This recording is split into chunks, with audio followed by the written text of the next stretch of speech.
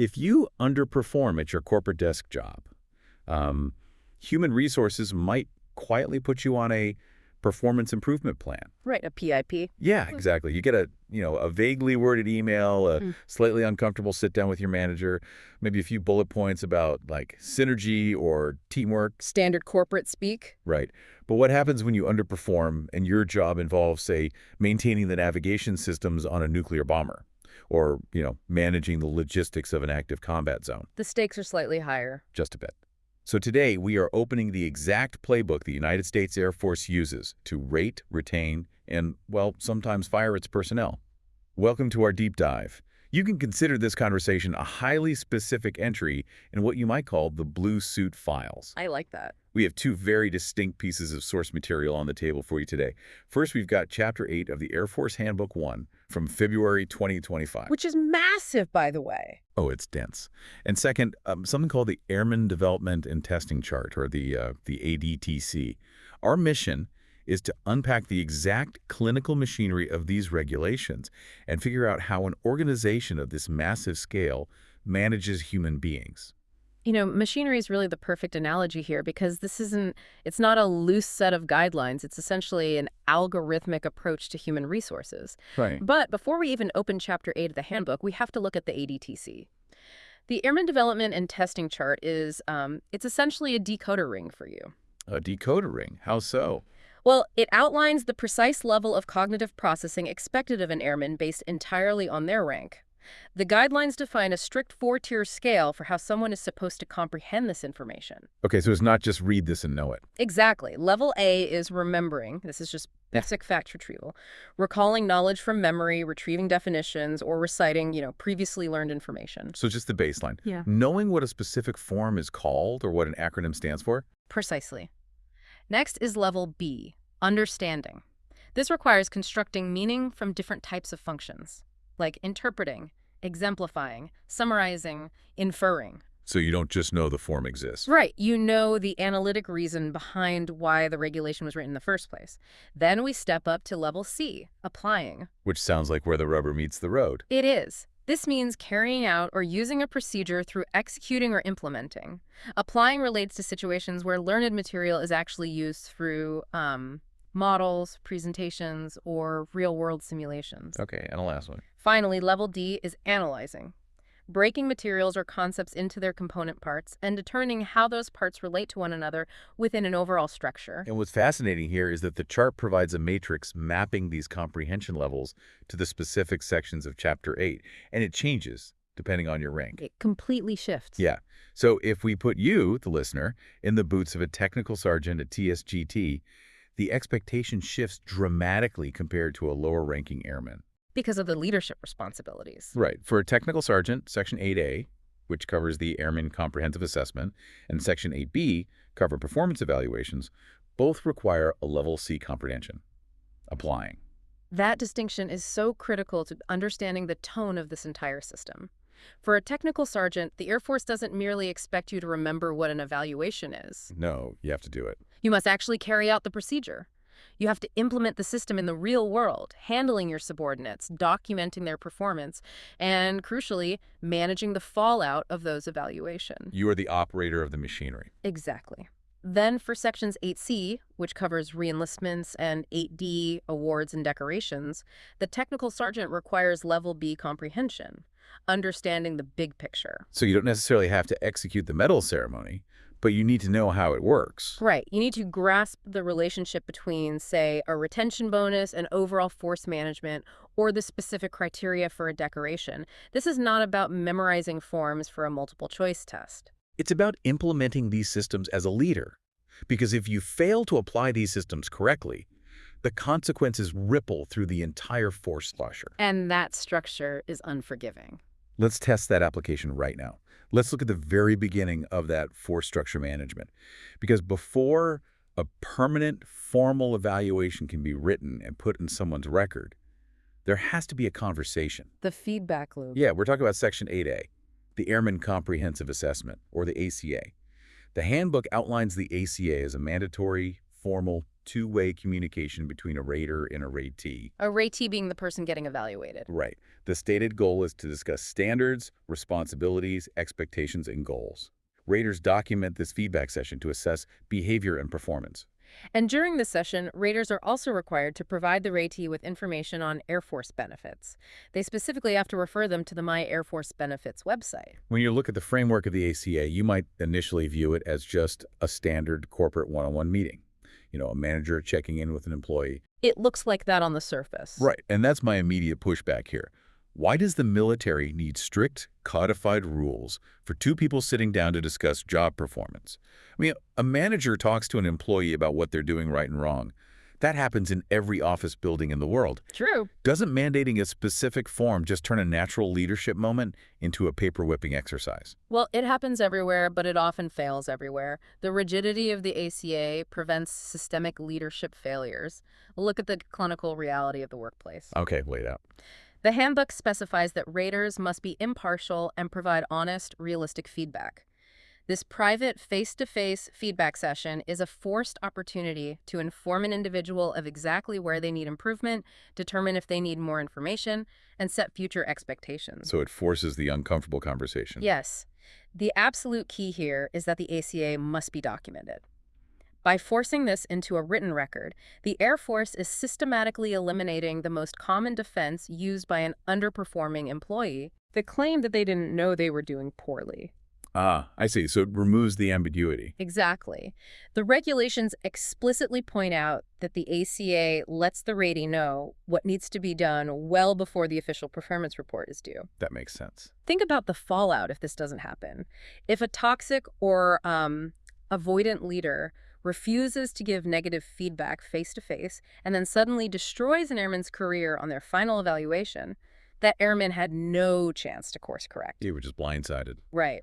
By forcing a documented conversation, the system protects the mission from incompetent airmen, and it protects the individual from incompetent leadership. Let's walk through how this actually plays out in reality, because the timelines dictate exactly how this tracking mechanism functions. Imagine you're a brand new supervisor. Okay. All initial performance feedback assessment sessions must be conducted within the first 60 days of when your supervision begins. This serves as your ratee's only initial feedback until there is a change of reporting official. Then the system demands a midterm check. You, as the rater, must conduct a midterm performance feedback assessment session midway between the date supervision begins and the next evaluation projected closeout date. And then there's one at the end, too. Yeah, finally, for the end of reporting period, you conduct the session within 60 days after the evaluation has been accomplished. But here is a fascinating detail regarding accountability that completely flips the standard corporate dynamic. The burden isn't solely on the manager. No, it's not. The regulations explicitly state that ratees are responsible for knowing when the performance feedback assessment sessions are due. This is a vital fail-safe built right into the system logic. If the required assessment doesn't take place, the framework dictates that ratees will notify the rater. They have to ask for it. And if necessary, they must notify the rater's rater. Accountability flows up and down the chain of command. Imagine you are the ratee. Day 59 arrives, and your boss hasn't scheduled your initial feedback. You can't just lay low. The system requires you to actively demand it. You can't just sit back and hope they forget. Because if you don't demand it, you're complicit in breaking the system. Exactly.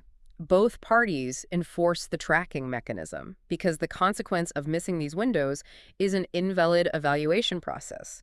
You cannot legitimately evaluate a subordinate's performance if you fail to apply the feedback system correctly. To manage all of this, the paperwork itself illustrates the sheer scale of the operation. You don't just use one generic form. Oh, definitely not. The Air Force uses different forms designated by the ratee's grade to ensure the assessment is properly tailored. So instead of just listing these off, let's group them conceptually. Good idea. If you're dealing with officers from second lieutenant all the way up through colonel, you're using the AF Form 724. In addition to that, raters have to use the AF Form 724A, which is an ACA addendum specifically for officers. Right. Now, interestingly, it's optional to use that 724A for senior non-commissioned officers as an informal guiding document, but it's not strictly mandated. Right. And then when you shift to the enlisted ranks, the expectations in the forms change again. AF Form 931 is the worksheet for Airman Basic through Technical Sergeant. Okay. But once someone achieves higher senior leadership roles, Master Sergeant through Chief Master Sergeant, you switch to the AF Form 932. Each section of these forms allows raters to objectively indicate the ratee's level of performance. And here's a crucial psychological component, I think. Section 3 of the form is completed by the ratees on their own before the feedback session even occurs. They have to evaluate themselves first. That forces self-reflection before the boss even opens their mouth. It forces engagement. Now, there are logical exceptions built into this machinery. Like students. Yeah, if you have student officers receiving an education and training report, or enlisted personnel in initial or advanced skills training, the standard ACA is not required. It might be given at the discretion of school leadership, but it isn't strictly mandated. But that doesn't mean the tracking stops, right? Never. The system always demands a record. For those non-rated initial or advanced skills training students, documented academic progress reports, like the AETC Form 156 Student Training Report, serve in lieu of the mandatory midterm performance feedback assessment. So if you are breathing in the Air Force, your performance is being documented in one way or another. Exactly. Which brings us to the permanent record. If the ACA we just talked about is the practice test, the performance evaluation covered in Section 8B is the final grade. This is where it gets permanent. Let's look at what happens when these evaluations go into the vault. The objective of the performance evaluation system is clearly stated: to provide a reliable, long-term, cumulative record of performance and potential. It provides sound information to assist in making talent management decisions. Basically, this is the document that determines if you get promoted, if you get special assignments, or if your career stalls out entirely. And this permanent record is categorized as Controlled Unclassified Information, CUI. It has to be marked, protected, and accessed accordingly. But this immediately raises a critical operational security issue. What happens when an airman is performing a job that simply cannot be documented on a standard unclassified network? Exactly. I was reading this and thinking, wait, if you're evaluating a spy or someone running top secret satellite intercepts, how do you write their annual review without leaking the specific, highly classified operations they're conducting? It's a huge problem. If the form requires you to list their impact on the mission, how do you do that without going to jail for a security violation? The handbook outlines a brilliant, strict protocol for this. Evaluators are explicitly ordered: do not enter classified information in any section of the evaluation. Period. This extends to attachments, referral documents, and endorsements. If an entry would result in the release of classified information, the evaluator must use the exact phrase "data masked" in place of that entry. Data masked. Yes. If the evaluator is assigned to a classified organization or location, they enter data mask for the organization nomenclature and absolutely nothing more. So they just leave it blank. Doesn't that hurt the airman? I mean, if a promotion board is looking at two candidates and one has a detailed list of incredible achievements and the other just has a piece of paper that says data masked over and over, how does the board know they actually did a good job? That's the tension the system manages. The blank space itself becomes the signal. Interesting. The system creates a recognizable void that signifies high-level operational activity without compromising security. Promotion boards are trained to understand what data masked means in context with the airman's career trajectory and the endorsements from senior leaders. The omission of data is the data. That is wild. The omission of data is the data. Okay, so that handles top secret performance. But the requirement for absolute specificity applies equally to negative performance. And this brings us to one of the most clinical and consequential parts of the text: documenting performance and adverse information. The handbook mandates that evaluators include at least one performance statement in each section of the evaluation. And a performance statement isn't just a casual thought. It's a standalone sentence that absolutely must include two elements: What are they? the behavior or action taken by the airman, and the impact, results, or outcome of that behavior. And when dealing with adverse information, the Air Force demands forensic precision. Think about your typical corporate environment. It's usually pretty vague. Yeah, human resources might write a vague note in an employee's file suggesting they aren't a team player or that they had an, off-duty incident. The regulations here explicitly ban that type of language. Comments such as conduct unbecoming or an error in judgment led to an off-duty incident are identified as entirely too vague. The handbook actually provides exact examples of valid required comments. It says evaluators must write statements like, Master Sergeant Smith drove while intoxicated, for which he received an Article 15. Or, Captain Jones made improper sexually suggestive and harassing comments to a squadron member, for which he received a letter of reprimand. There is zero sugarcoating. Analyzing the logic here, you see why this brutal specificity is required. It prevents systemic failure and protects the organization. Failure to document misconduct that deviates from the core values of the Air Force is described as a disservice to all airmen who serve with honor. Let's look at the fallout of a failure here. If an evaluator uses vague language, if they just say Captain Jones had an interpersonal conflict, toxic members can be quietly shuffled to new units. Exactly. The new commander inherits Captain Jones without understanding his true history of sexual harassment. By demanding exact clinical descriptions of the misconduct and the resulting corrective action, the permanent record accurately reflects the risk that individual poses to the mission. The handbook actually lists the specific aspects of performance that must be considered when someone messes up. Evaluators have to ask, did the misconduct bring discredit on the Air Force? Did it affect the ratee's ability to fulfill assigned duties? Was unit morale affected? Is the rate establishing a pattern of misconduct? The constraints around mandatory reporting are incredibly severe. Like with sex-related offenses? Yes. For example, complaints of sex-related offenses against a member, regardless of their grade, that result in conviction by court-martial, non-judicial punishment, or adverse administrative action require a mandatory notation on the member's next performance report. No exceptions. None. This includes violations of the Uniform Code of Military Justice or even attempts to commit related offenses.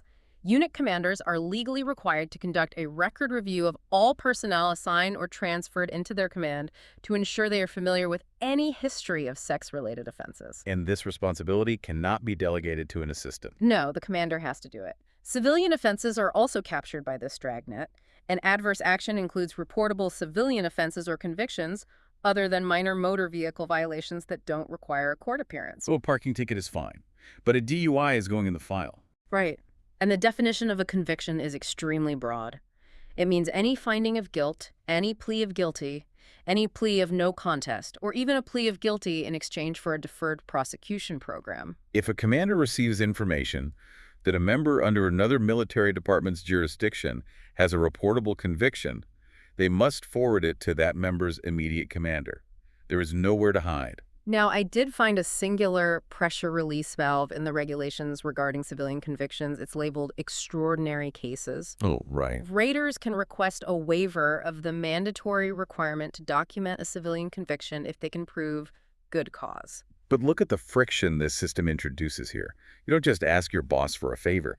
To get this waiver, the routing is insane. It's meant to be difficult. It must route from the rater, through any additional rater, through the ratee's commander, to the ratee's senior rater. And if it somehow gets endorsed through all of them, it must be forwarded all the way up to the major commander or an authorized final approval authority. The system makes it incredibly difficult, administratively and politically, to hide a conviction, which perfectly transitions us from how airmen are evaluated to how they are retained. Because high evaluation scores and a clean record do not automatically grant an airman the right to continue serving. Not at all. We have to move into Section 8C, which covers reenlistments and continuation. The baseline tool the Air Force uses here is the Selective Reenlistment Program, or SRP. Let's unpack the SRP. This applies to all enlisted personnel. Commanders, directors, and supervisors evaluate first term, second term, and career airmen to ensure the Air Force retains only those who consistently demonstrate the capability and willingness to maintain high professional standards. It's a structured timeline. First-term airmen receive this consideration when they are within 15 months of their expiration of term of service. Second-term and career airmen with less than 19 years of service are considered within 13 months. During this window, commanders review the enlisted performance report ratings, the airman's ability to meet required training levels, and unfavorable information from any substantiated source. This includes reviewing a specific document, the DA Form 1137, which is the Unfavorable Information File Summary. If a commander looks at all this data and determines an airman may not re-enlist, the clinical machinery takes over. A DA Form 418, Selective Reenlistment Program, consideration denial of continued service for airmen, is completed. Well, the airman can fight back, right? The appeals process for someone who isn't selected is heavily structured. If denied, the commander must ensure the airman understands their right to appeal. They don't have much time, though. No. The airman has exactly 3 calendar days to render an appeal intent. They must then submit the actual formal appeal to the military personnel flight within 10 calendar days. And here's where the sociology of the bureaucracy is fascinating to me. The hierarchy of the appeal authority scales based entirely on the airman's total active federal military service. How long they've been in. Right.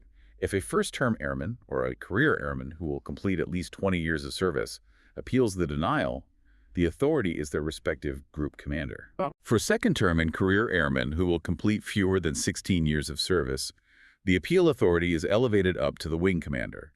But for airmen who have completed at least 16 years but fewer than 20 years, meaning they are dangerously close to securing their 20-year retirement pension, the appeal authority is elevated all the way to the Secretary of the Air Force. Wait, the Secretary of the Air Force? For a single airman's reenlistment? Yes. Think about the analytic logic behind that. Taking away someone's livelihood and pension at year 18 or 19 is a massive legal, moral, and financial decision. Yeah, that's huge. The system dictates that the closer an airman is to a pension, the higher up the chain of command the denial must be justified and finalized. It prevents a vindictive middle manager from destroying a 2-decade career on a whim. The decision of the appeal authority, once reached, is final. That is a brilliant safeguard. Now, the handbook also outlines a significant efficiency upgrade known as the Non-Commissioned Officer Career Status Program. Oh, this is a 12-year rule. Yeah. Right. In the past, airmen had to continually process reenlistment paperwork every few years throughout their entire careers. It was a massive bureaucratic nightmare. I can imagine. Under this program, once an airman reaches 12 years of total active federal military service on their date of discharge, and they have been selected for continued service, they are essentially reenlisted for an unspecified period. I just stay in. They serve up to their high year of tenure based on their current or projected grade.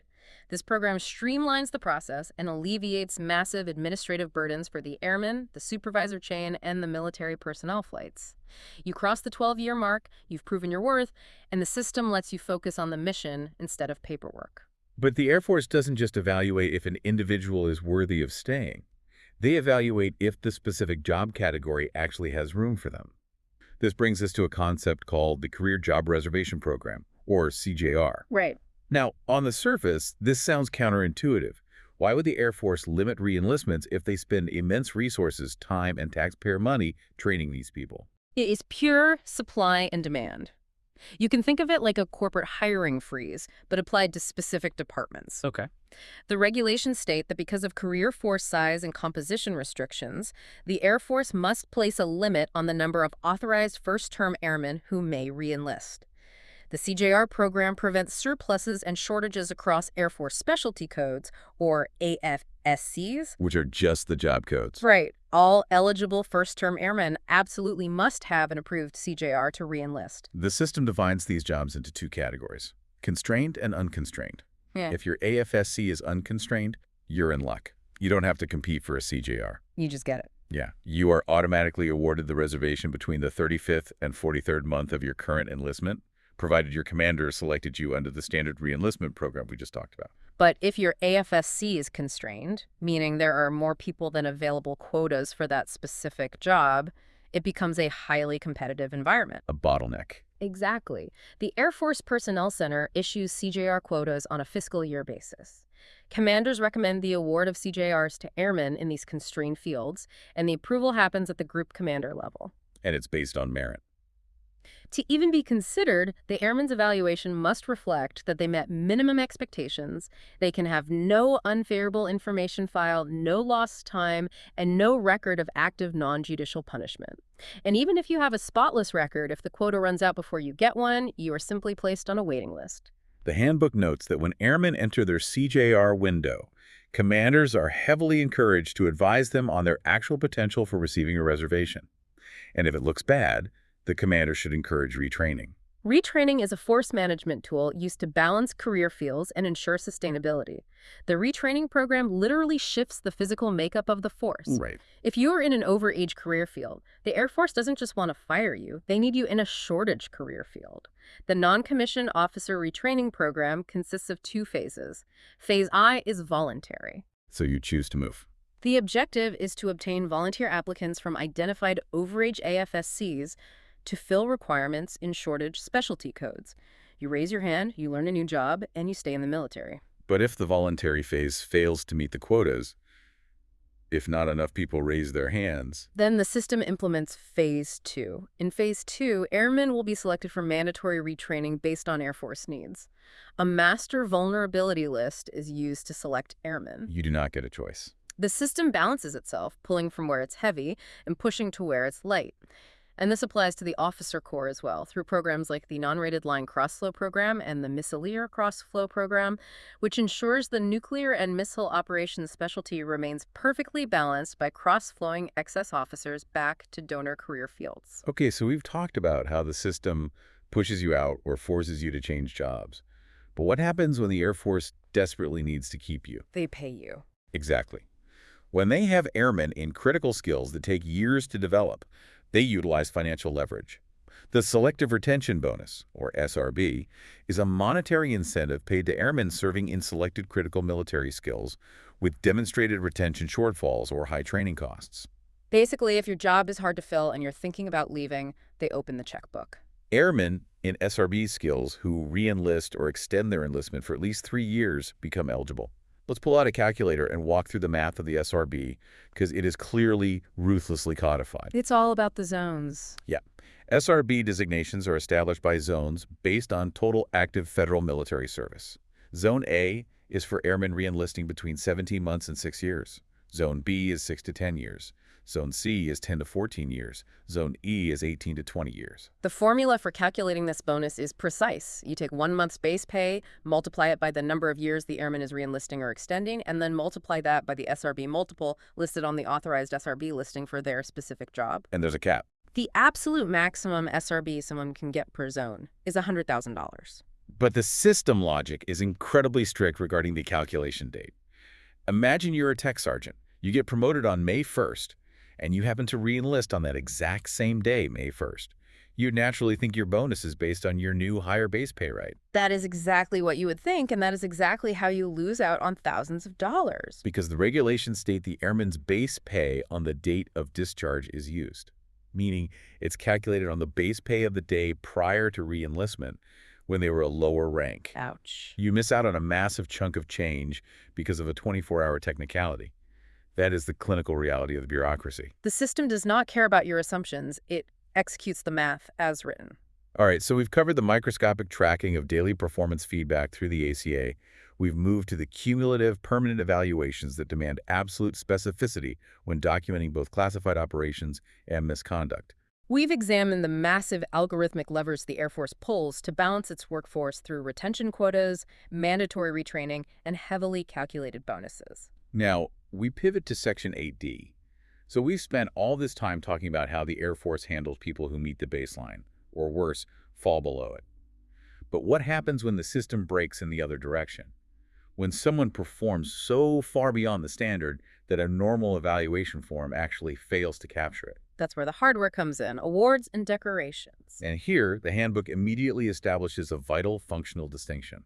Awards and decorations are fundamentally different things, even though civilians use the terms interchangeably. Right, awards such as Department of Defense Campaign, Expeditionary, and Service Awards generally recognize participation.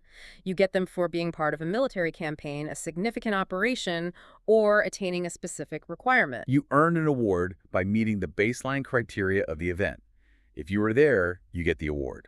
Decorations, however, require individual nomination.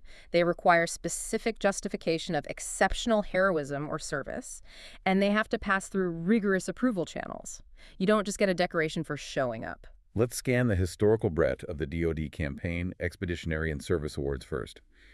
The handbook literally traces modern history through these medals. It's fascinating.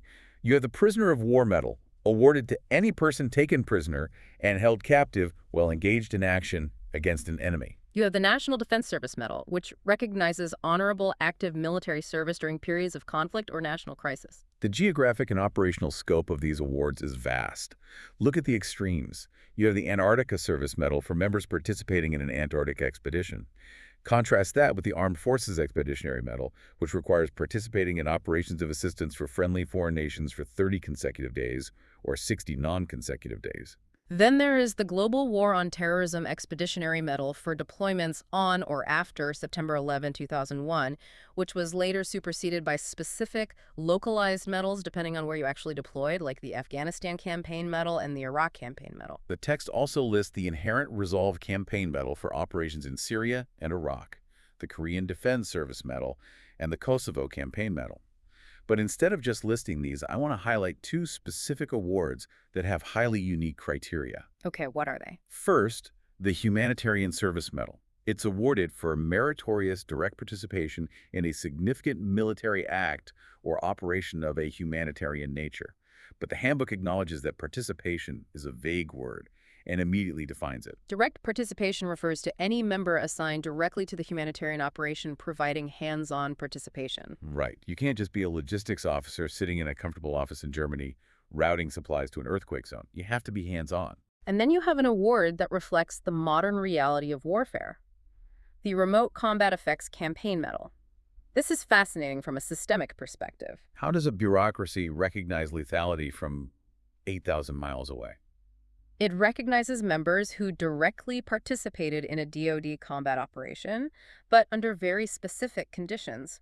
They must have served in a remotely piloted aircraft, cyber, space, or intelligence career field. They must have personally provided hands-on employment of a weapon system that had direct and immediate impact on a combat operation. And crucially, they were not physically exposed to hostile actions or at risk of exposure. The system had to create an entirely new category to recognize remote lethal impact because the traditional combat medals require physical danger. It's not just individuals who get recognized either. Entire units can receive unit awards. These are presented to military units that distinguish themselves during peacetime or in action against hostile forces. The acts recognized must place the unit's performance clearly above that of other units similar in composition. If a unit receives an award, all assigned personnel who served with the unit during the Distinguished Act are authorized to wear the appropriate ribbon, provided they directly contributed to the mission. And the handbook details the hierarchy of these unit awards. At the top is the Presidential Unit Citation. It is the nation's highest unit award, granted for extraordinary heroism in action against an armed enemy. The degree of heroism required of the unit is the same as that which would be required to award an Air Force Cross to an individual. It's an incredibly high bar. Below that is the Gallant Unit Citation, which recognizes extraordinary heroism in action specifically on or after September 11, 2001. The Meritorious Unit Award requires exceptionally meritorious conduct in direct support of combat operations for at least 90 continuous days. Service in a combat zone isn't required, but the work must directly relate to the combat effort. Then there is the Air Force Outstanding Unit Award and the Air Force Organizational Excellence Award. Now here's where the bureaucracy protects its own prestige. To make sure these awards don't just become participation trophies that everyone gets, the regulations mandate a strict mathematical limit. Only 10% of similar units assigned to a command can be recommended annually. They literally cap the amount of excellence they will formally recognize to ensure the ribbon actually means something. Now we arrive at the top USAF decorations, the hierarchy of valor. If the evaluations we discussed earlier are the standard record of a career, these decorations are the chapters written into history books. The determining factors involve the member's level of responsibility, the manner of performance, and the massive impact of the accomplishment. At the absolute pinnacle is the Medal of Honor, the highest decoration for heroism in military action. It is awarded for conspicuous gallantry and intrepidity at the risk of life above and beyond the call of duty while engaged in action against an enemy of the United States. Because of the gravity of this award, it is generally presented by the president. The handbook highlights the unique systemic privileges attached to this decoration. Beyond VA benefits, members of the uniformed services are encouraged to render salutes to recipients of the Medal of Honor as a matter of respect and courtesy, regardless of rank or status. A 4-star general will salute a 20-year-old corporal if that corporal is wearing the Medal of Honor. The guidelines also note that the first USAF recipient of the Medal of Honor was Major Bernard F. Fisher, presented in 1967 for action in South Vietnam. The second highest decoration is the Air Force Cross. It's awarded for extraordinary heroism in action against an enemy. The actions must be of such a high degree that they are above those required for all other combat decorations. but they just don't quite meet the threshold for the Medal of Honor. Then we have the Distinguished Service Medal, which shifts the focus away from frontline combat heroism and onto massive responsibility. It is awarded for exceptionally meritorious service to the nation in a duty of great responsibility. This usually involves matters that decide the successful operation of a major command or program in wartime. You earn this by carrying the weight of the war effort on your shoulders. The Silver Star is the third highest military combat decoration, awarded for gallantry in action. The Legion of Merit recognizes exceptionally meritorious conduct in the performance of outstanding duties and can uniquely be awarded to foreign military personnel. But here is where the system gets incredibly specific. There are 3 medals: the Distinguished Flying Cross, the Airman's Medal, and the Bronze Star, that sound somewhat similar to a civilian, but the criteria separating them are rigidly defined. Let's break those down. The Distinguished Flying Cross is awarded for heroism or extraordinary achievement, specifically while participating in aerial flight for operations that are not routine. The environment is the sky. And the Airman's Medal is completely different. Let's walk through a scenario. Say an airman is completely off duty, stateside, and sees a car crash. They run into a burning vehicle, risking their own life to save a civilian. That heroism involves voluntary risk of life under conditions other than those of conflict with an armed enemy. That earns the Airman's Medal. It is completely separated from combat. Exactly. Contrast that with the Bronze Star Medal. The Bronze Star is awarded for heroism, valor, or meritorious achievement while engaged in an action against an enemy, but explicitly not involving participation in aerial flight. It is awarded for valor in ground combat to a lesser degree than the Silver Star. The system categorizes heroism clinically based on the environment and the presence of an enemy. Finally, we have to examine the Purple Heart. The Purple Heart is awarded for wounds received or death after being wounded in any action against an enemy of the United States. And as the guidelines point out, it is a decoration that a member earns an entitlement to rather than being awarded through a nomination recommendation. If you meet the clinical criteria, if you bleed because of enemy action, you are entitled to the medal. But the handbook includes a crucial update to the Purple Heart criteria that reflects the changing nature of global threats. Since September 11, 2001, it may be awarded to a service member on active duty who is attacked by a foreign terrorist organization targeting the U.S. Armed Forces. But again, the system logic requires proof of intent. The attack is only considered a foreign terrorist organization attack if the individual or entity was in communication with the organization before the attack, and the attack was inspired or motivated by that organization. We have traced the complete architecture of this massive personnel system. We started with the microscopic tracking of a single technical sergeant's daily performance feedback. We moved to the permanent, immutable text of an evaluation that demands absolute forensic specificity when documenting misconduct, leaving toxic leaders nowhere to hide. We examined the massive algorithmic levers the Air Force pulls to balance its workforce, pushing people out through constrained career fields, forcing retraining, and pulling people back in with heavily calculated retention bonuses. And we concluded with the highest honors of valor and sacrifice, meticulously categorized by the environment of the heroism. It leads to a final thought worth pondering. When we look at large institutions, we often view strict bureaucracy, endless forms, mandated timelines, and rigid regulations as the enemy of human-centric leadership. We view it as a cold machine that stifles individuality. But looking closely at Chapter 8 of the Air Force Handbook, you have to ask, could it be that this intense level of documentation and codified rules is actually the only way to guarantee fairness? In an organization of this size, with these stakes, is a clinical, unyielding bureaucracy the only mechanism that can truly eliminate bias, prevent toxic leadership from hiding, and ensure that true merit and true heroism is objectively recognized. It's a system where the standards are written down, where the appeal process is defined, and where the criteria for the Medal of Honor is just as codified as a midterm feedback form. Thank you for joining us for this deep dive. We encourage you to look at your own workplace's feedback, retention, and recognition systems through this clinical lens and ask yourself, how much of your career is left to chance, and how much is truly guaranteed by the system?